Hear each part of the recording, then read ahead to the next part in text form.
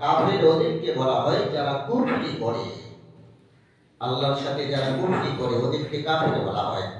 কথাটা যদি উল্টে জিজ্ঞেস করে, যারা আল্লাহর সাথে কুফরি করে, দিনকে মানে না, কুফরি করে, ওদেরকে কি বলা হয়? ওদেরকে কাফের বলা হয়। তাহলে এখন আপনি অঙ্কটা মিলান।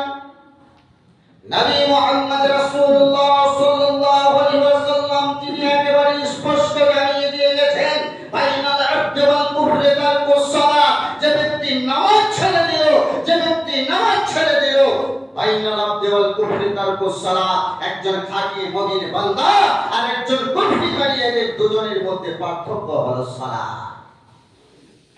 তাহলে আমরা যারা সালাত পড়ি না, পাঁচ ওয়াক্ত নামাজ আদায় করি না, তারা আল্লাহর সাথে কুফরি করি, তার মানে আমরা খাঁটি মুসলিম নয়, আমরা খাঁটি মুমিন নয়। আর যদি খাঁটি মুসলিম না হয়, খাঁটি মুমিন না হয়, তাহলে আপনার জন্য সিয়াম ফরজ করা আল্লাহ বলেননি, আল্লাহ আপনাকে সিয়াম ফরজ করতে বলেননি, আপনার জন্য ফরজ করেননি। কারণ আল্লাহ স্পষ্ট ঘোষণা দিয়েছেন, ইয়া আইয়ুহাল্লাযীনা আমানু, হে ঈমানদারেরা তোমরা শোনো, যারা ঈমান এনেছো তোমরা শোনো, কুতিবা আলাইকুমুস সিয়াম, তোমাদের উপরে সিয়াম ফরজ করেছি। তাহলে একটু যাচাই বাছাই করে দেখব। অনেকে মনে মনে করবেন, মানুষ আপনি যদি এইভাবে বলে তাহলে তো সিয়াম পালনকারী কমে যাবে, এরা তো সিয়াম পালন করবে না, আপনি তো আমাদের মসজিদের রোজার মুসল্লি কমিয়ে দিচ্ছেন। আপনি এইভাবে কেন ভাববেন? আপনি এইভাবে ভাবুন, আমার পরিবারের সন্তান 8 বছর, 10 বছর, 20 বছরের জগতে যাওয়া, 13 ঘন্টা 14 ঘন্টা ক্ষুধার জ্বালায় কাতর হয়ে সিয়াম পালন করবে, আর তার সিয়ামটা যদি আল্লাহর দরবারে গ্রহণযোগ্য না হয় তাহলে বেকার হয়ে যাবে। অতএব তাকে আমাকে জানাতে হবে, বলতে হবে, তুমি সিয়াম পালন করছো, আলহামদুলিল্লাহ, খুব ভালো জিনিস, কিন্তু বাপ তুমি 5 ওয়াক্ত নামাজটা পড়ো, ওই নামাজটা 5 ওয়াক্ত না পড়লে কিন্তু তোমার সিয়ামটা কোনো কাজে আসবে না, এটা তো তাকে বোঝাতে হবে। মুসলিম হিসেবে আমার আপনার যে নৈতিক দায়িত্ব সালাত, এটা আদায় করতে হবে। তারপরে আপনি যে সিয়াম পালন করবেন, সিয়াম পালন করার আগে যে একটা কবজ রয়েছে, একটা ধাপ রয়েছে, সেটা আপনাকে পালন করতে হবে। সেটা কি? আপনি একটা বাড়ি তৈরি করলেন, 5 তলা বিল্ডিং তৈরি করেছেন, এখন নিচে তলার সিঁড়ি করেছেন 1 তলার উপরে যাওয়া, কিন্তু প্রথম তলা থেকে দ্বিতীয় তলে যাওয়ার জন্য কোনো সিঁড়ি আপনি করেননি। দুতলের উপর থেকে আপনি 3 তলায় যাওয়ার সিঁড়ি করেছেন, তাহলে আপনি এই দ্বিতীয় তলটা উঠবেন কি করে? এই সিঁড়িটা তো আপনাকে আগে করতে হবে। আমরা বলে থাকি কালেমা, নামাজ, রোজা, হজ, যাকাত, এই বলে যাকাতটাকে একেবারে 5 তলের উপরে উঠিয়ে দিয়েছি, কিন্তু আপনাকে জানতে হবে মুসলিম হিসেবে আমাদের যে 5টা স্তম্ভ, 5টা বিষয়ের উপরে দ্বীনকে পরিপূর্ণ করা হয়েছে, তার প্রথম ধাপ হলো কালেমা। আপনাকে কালেমা করে বিশ্বাস করতে হবে। প্রথমত আপনাকে আমাকে বিশ্বাসী হতে হবে, সর্বশ্রেষ্ঠ হলো একমাত্র আল্লাহ, আল্লাহ ছাড়া আমাদের কোনো উপাস্য নেই, কোনো মাবুদ নেই, এটা একেবারে অন্তরে গেঁথে নিতে হবে প্রথম কালেমা। যখন আপনি দীর্ঘ বিশ্বাসী হয়ে গেলেন, সম্পূর্ণরূপে মেনে নিলেন আমার রব, আমার স্রষ্টা আল্লাহ, এরপরে দ্বিতীয় ধাপ হচ্ছে আপনি সালাত আদায় করুন। আপনাকে সালাত আদায় করতে হবে। প্রথম ধাপ পূরণ হলো সালাত পূরণ। যখন আপনি 5 ওয়াক্ত সালাত আদায় করেছেন, এখন আপনার জন্য তৃতীয় ধাপ। আল্লাহ কোরআনের বহু জায়গায় তিনি বলেছেন, আকিমুস সালাত ওয়া আতুজ যাকাত, তোমরা নামাজ কায়েম করো, তোমরা নামাজ প্রতিষ্ঠা করো এবং যাকাত কায়েম করো। তার মানে নামাজের পরে পরে, সালাতের পরে পরে স্থান হচ্ছে যাকাতে। যাকাত কাদেরকে দিতে হবে?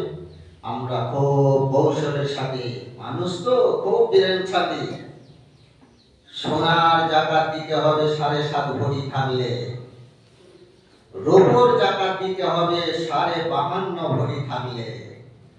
তো আমরা এখন সোনার হিসাব করি, কারণ 7.5 ভরি সোনার দাম এখন বহু টাকা ব্যাপার, এখন 4-5 লাখ টাকার ব্যাপার। মোটামুটি আনুমানিক বলছি, হিসাব করিনি, অত সোনা দাম দেওয়া আমার নেই, হিসাব জানবো কি করে।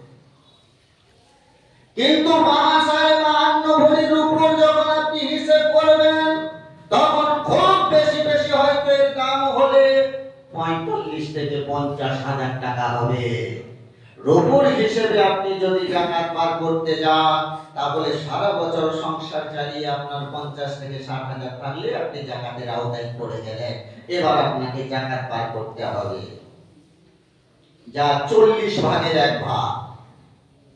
তা আমরা রূপর হিসাব করি না, সোনার হিসাব করি।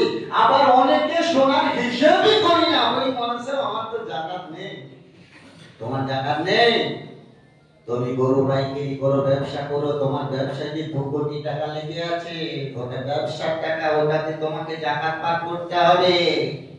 তুমি বাজারে বড় একটা ব্যবসা খুলেছো, তোমার সেখানে 2-4 কোটি টাকার মাল ঢোকানো আছে, ওটাকে তোমাকে জাকাত বের করতে হবে। তোমার 50 বিঘে জমি আছে কিনা থাকতে পারে, ওখানে তোমাকে জাকাত লাগবে না। কিন্তু ব্যবসার সূত্রে যে তোমাকে জাকাত দিতে হবে, ওটা কি তোমার ব্যবসার টাকা।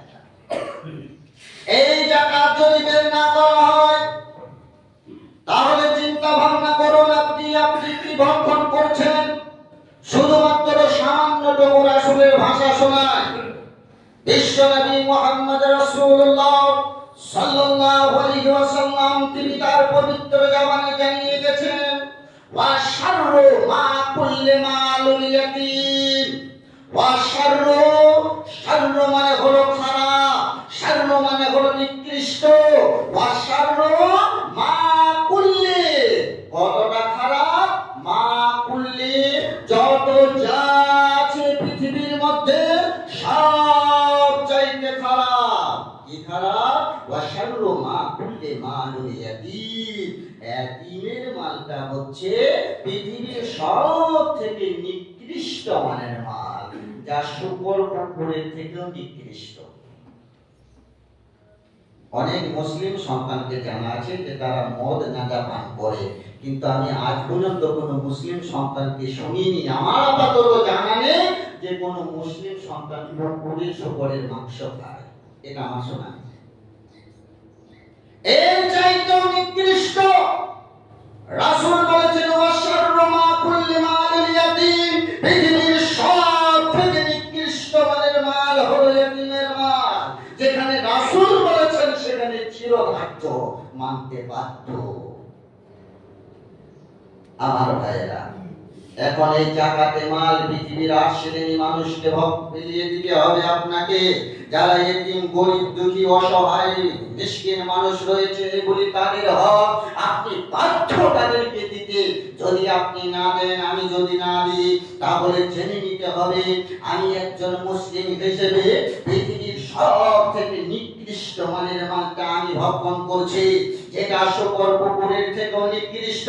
আর এই ধরনের নিকৃষ্ট মানের মাল যদি আমি আপনি ভক্ষণ করে থাকি, তাহলে গোটা শরীরটা আমার আপনার অপবিত্র, মালগুলি সব হারাম হয়ে গেছে। আমি তো হারাম খাচ্ছি, সাথে সাথে গোটা পরিবারকে হারামের রক্তে মিশিয়ে দিয়েছি।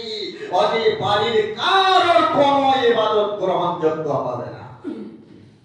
যতই আপনি নামাজ পড়ুন, যতই আপনি সিয়াম পালন করুন, যত আল্লাহ বিল্লাহ করুন, মাল যদি অপবিত্র হয়ে থাকে, আর সেই অপবিত্র মাল যদি ভক্ষণ করে থাকি, তাহলে কোন রকমের ইবাদত আল্লাহর কাছে গ্রহণযোগ্য হবে না। আল্লাহ পাক রব্বুল আলামিন আমাদের সকলকে হালাল রুজি খাওয়ার তৌফিক দেন বলি আমিন। বিষয় খুব গুরুত্বপূর্ণ, সময় শেষের দিকে আলোচনা করতে গেলে লম্বা আলোচনা হবে, তবে একটা কথা আপনাদেরকে শোনায়, আল্লাহ পাক রব্বুল আলামিন তিনি রহমান, তিনি দয়াবান।